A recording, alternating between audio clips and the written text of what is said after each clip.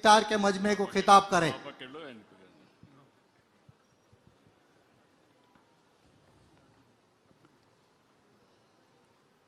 जनाब एमडी फारूक साहब,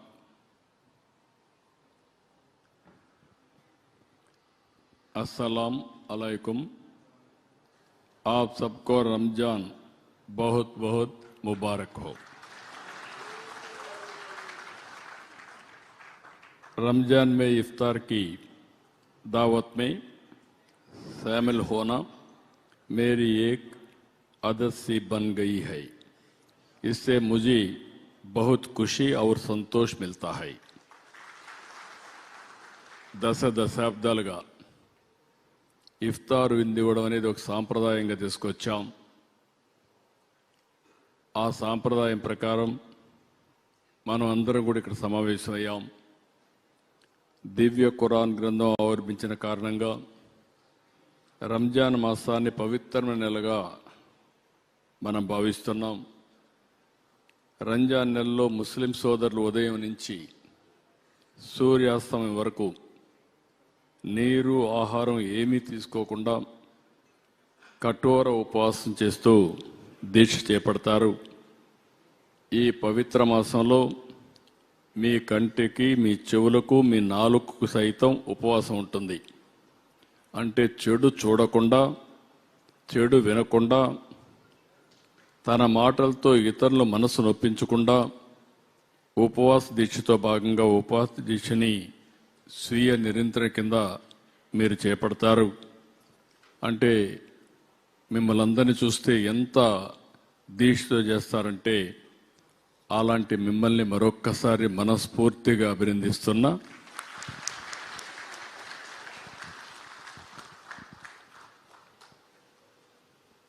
ఉపవాస దీక్షలు రోజా సఫారీతో ప్రారంభమై ఇఫ్తార్తో ముగుస్తాయి. ఈరోజు మీ యొక్క గౌరవార్థం ఇక్కడే కాకుండా అన్ని జిల్లాల్లో, అన్ని నియోజకవర్గాల్లో ఇఫ్తార్ విందు ఏర్పాటు చేసే కార్యక్రమానికి శ్రీకారం చుట్టాం. ఇది ఒక విధంగా చెప్పాలంటే ముస్లిం సోదరులతో మమేకం కావడం, మీ మనోభావాలను గౌరవించడం అని చెప్పి కూడా నేను మీకు తెలియజేసుకుంటున్నాను. రంజాన్ నెలలో దానం చేస్తే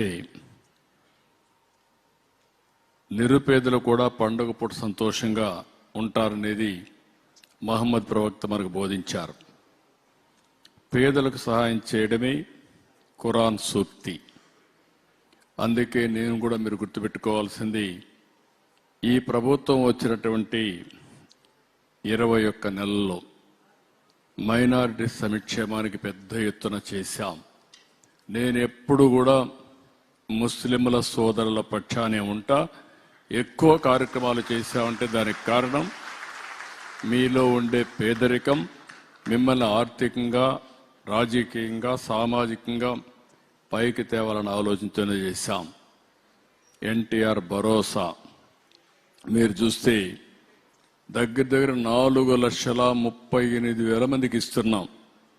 ఒక్క ఎన్టీఆర్ భరోసాలోనే 3,511 కోట్ల రూపాయలు మైనార్టీ సోదరులకు ఇచ్చే ఏకైక ప్రభుత్వం ఈ ఎన్డీఏ ప్రభుత్వం. తల్లికి వందనం ఈరోజు మీరు చూస్తే 4,50,000 మందికి ఇస్తున్నాం. దగ్గర 1,316 కోట్లు ఇస్తున్నాం.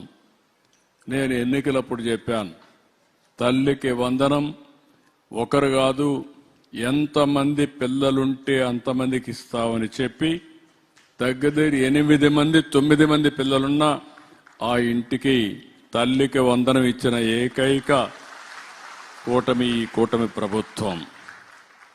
పోస్ట్ మెట్రిక్ స్కాలర్షిప్లు 19,215 మందికి 224 కోట్లు ఇస్తున్నాం.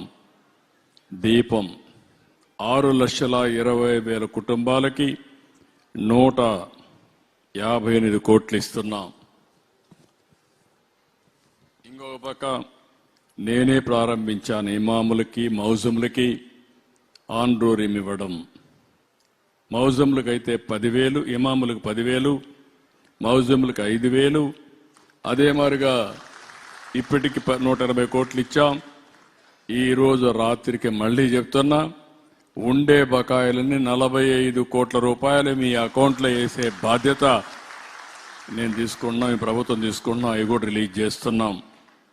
ఇంకొక పక్కన అర్హత కలిగిన ఇమాముల్ని ప్రభుత్వ కాజీలుగా నియమించాం.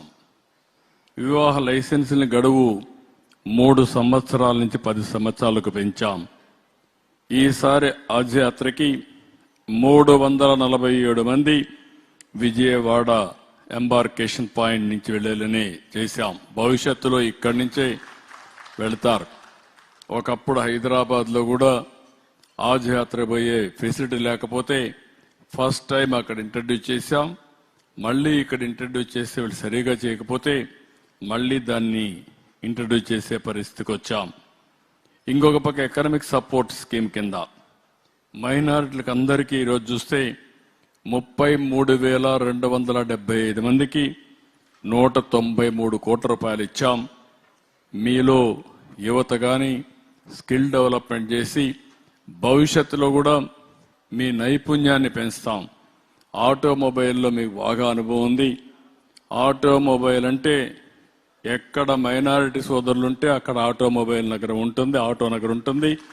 భవిష్యత్తులో కూడా పెద్ద ఎత్తున మిమ్మల్ని ప్రోత్సహిస్తామని చెప్పి కూడా నేను మీకు తెలియజేసుకుంటున్నాను.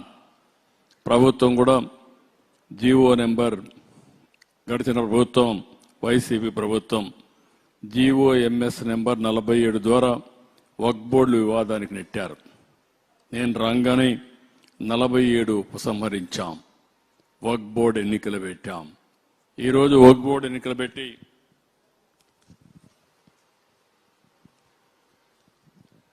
1500 వక్ఫ్ బోర్డు ఆస్తులు పూర్తి సర్వే చేయించాం. 81,402 ఎకరాలు కవర్ చేసి 5,028 వక్ఫ్ సంస్థలకు డిజిటలైజ్ చేసి అప్లోడ్ కూడా చేశాం. నేను ఆ రోజు చెప్పా, ఈ రోజు చెప్పా, నేను మళ్లీ విజ్ఞప్తి చేస్తున్నా, వక్ఫ్ బోర్డు ఆస్తుల్ని కాపాడి ఆ ఆస్తులు మీ సంక్షేమానికి ఉపయోగించే కార్యక్రమానికి శ్రీకారం చుడతాం. నూర్ బాషా ఫెడరేషన్ కి దూదేకుల ముస్లిం ఫైనాన్స్ కార్పొరేషన్ గా పేరు మార్చాం.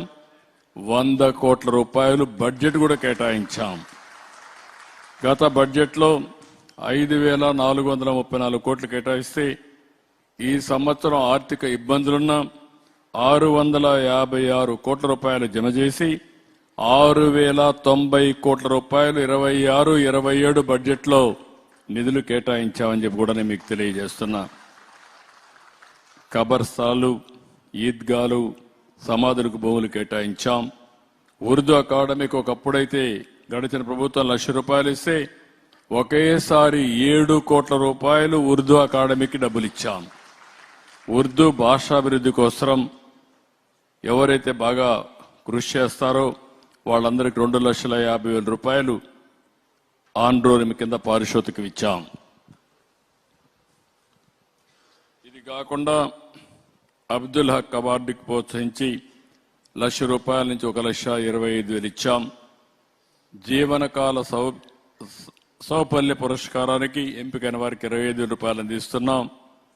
ఉర్దూ గర్, షాదీ ఖానాల కోసం 2,85,00,000 రూపాయలు కేటాయించాం. ఈ రోజు మీరందరూ